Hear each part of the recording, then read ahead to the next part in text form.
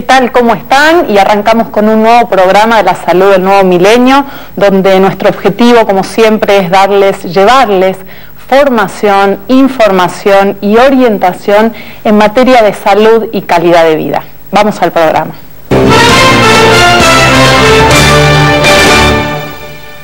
Y como siempre, dentro de nuestro programa estamos con el tema de la historia de la medicina. Nos acompaña nuevamente el doctor Omar López Mato, médico oftalmólogo, investigador de la historia y el arte. Y doctor, esto de la historia de la medicina, realmente siempre sus intervenciones y sus colaboraciones son interesantísimas. Hoy nos propuso tratar el tema del síndrome de Alicia en el País de las Maravillas, ¿es así? Efectivamente. Bueno, Alicia, el País de las Maravillas, para nosotros tenemos una versión un poco más dulce, adulcorada por la versión de Disney, que bueno, con las películas que han hecho. Pero en la literatura inglesa, Alicia tiene un papel muy particular, porque es el primer cuento para chicos en donde no hay violencia, hay fantasía, y se trabaja con el sinsentido. Es el primer cuento. Hasta ese entonces, la mayor parte de los cuentos infantiles era la famosa recopilación de los hermanos Grimm, que eran cuentos recogidos de pueblos, recogidos de un estrato social más bajo, en donde siempre había algún tipo de violencia, las cosas no terminaban tan felices como después se le fue cambiando los finales. El caso de Alicia es un cuento inventado. Bueno, todo el mundo que lo llama Lewis Carroll, pero Lewis Carroll ese era el seudónimo. En realidad, el autor de Alicia era un pastor anglicano, profesor de matemáticas y de lógicas en la Universidad de Oxford. Se llamaba Charles Dawson. Entonces, como un profesor de lógica escribe un libro ilógico. En realidad, todo hay que verlo con un tamiz, todo hay que verlo como si fuese una cosa metafórica. El cuento nace de una forma muy particular. Dawson, que en esa época habrá tenido casi 30 años, invita a pasear a las hijas de su jefe en un barco por el Támesis, remando por el Támesis. Entonces, para llenar esa hermosa tarde de verano, empieza a contar la historia de una chica llamada Alicia y que persigue un conejo. Y ese conejo, bueno, va teniendo los distintos avatares que conocemos de la historia de Alicia. Y en cada uno de ellos hay un problema matemático o político o científico que él de una u otra forma lo expresa en estas características. Por ejemplo, que el conejo se caiga en un agujero y baje el centro de la Tierra. Fíjense que había muchos libros en esa época que estaban trabajando el tema de qué pasa si es que una persona hace un túnel y llega al otro lado a sus antípodas. De hecho, la famosa historia de Julio Verne.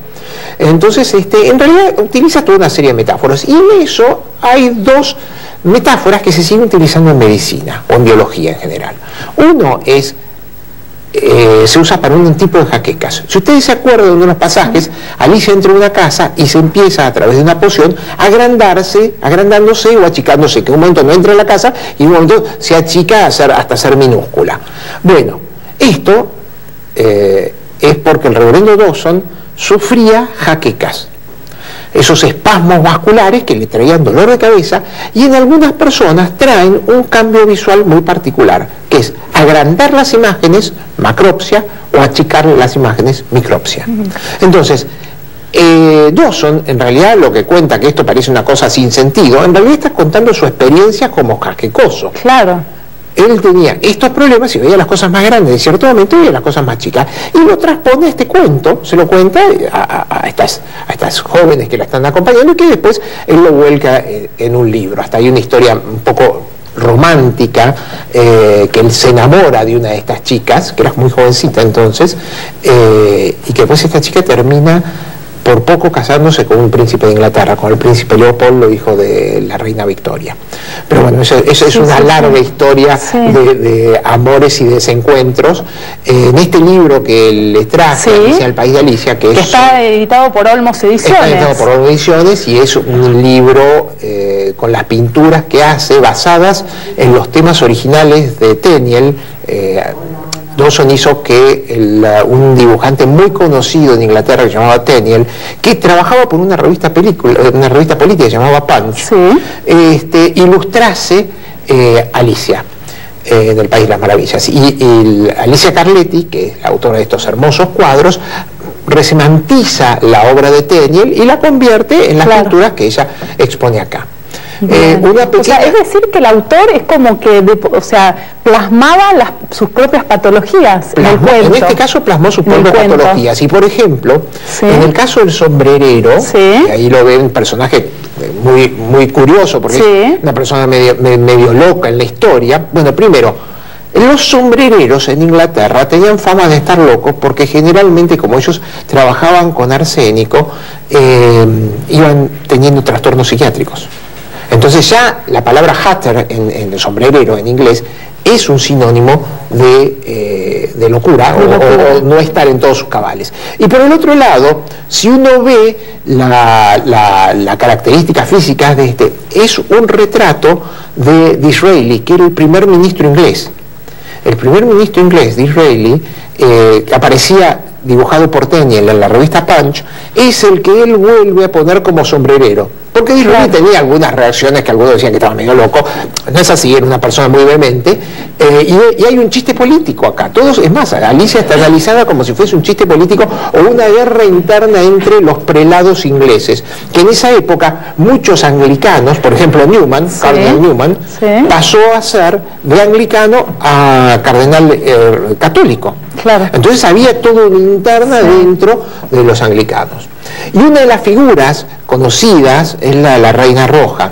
La Reina Roja es uno de los personajes que hace decapitar a todo el mundo. Ella ordena que todo el mundo sea decapitado, es decir, no es violencia explícita, es una violencia en la que se burla, esa exageración de la violencia en la figura de la Reina Roja. Dawson lo que está haciendo es un poco burlarse de los demás cuentos infantiles que eran tan violentos, sí, sí, ¿no? Sí, Hansel y Gretel, las brujas, sí, las madrastras. Sí, los malos y los buenos. Un día te voy a contar por qué las madrastras son malas en los cuentos infantiles, pero eso lo dejamos para otro día. Ay, me encantó, me encantó.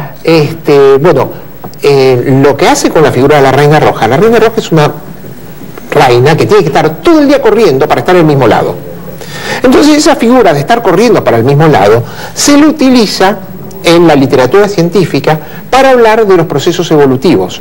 Muchas veces dentro de las evoluciones de las especies hay como cambios muy importantes y en realidad es para que esa especie siga pudiendo mantener su mismo lugar y su mismo hábitat dentro de la naturaleza, dentro del medio que nos está desarrollando. Muy bueno. Entonces, Reina Roja es una metáfora para todos estos cambios bruscos que tenemos que estar haciendo constantemente para poder seguir en el mismo lugar. Y eso nos pasa a nosotros con nuestros saberes. Tenemos que estar corriendo constantemente para llegar a fin de mes. Excelente, doctor. Bueno, muchísimas gracias. Por favor, gracias por toda la información que nos trae siempre. Enseguida volvemos.